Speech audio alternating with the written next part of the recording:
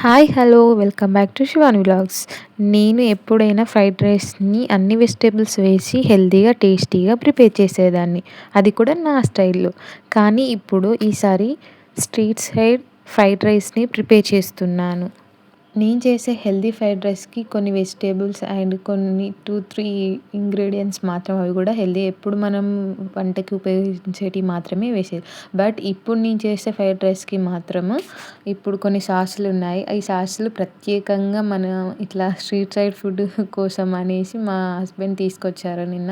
So, ఒకసారి try చెయ్యి first ఇట్లా ఫ్రైడ్ రైస్ చెయ్యి అనేసి చెప్పారు. సో, అందుకోసమని ఈ ఫ్రైడ్ రైస్ చేస్తున్నాను. నేను అన్ని క్వాంటిటీ నేను వీడియోలో చూపిస్తున్న స్పూన్‌తోని వేశాను. నేను అక్కడ సాసెస్ చూపిచ్చాను కదా! 5 సాసెస్ అందులో వేశాను. ఆ స్పూన్ క్వాంటిటీని తీసుకొని అండ్ కొద్దిసేపు వెయిట్ చేసిన ఆ రైస్‌ని కొంచెం మంచిగా కలిపి ఆ తర్వాత కొత్తిమీర వేసుకున్నాను. అంతే ఇంకేముంది street side fried rice ready అయిపోయినట్టే.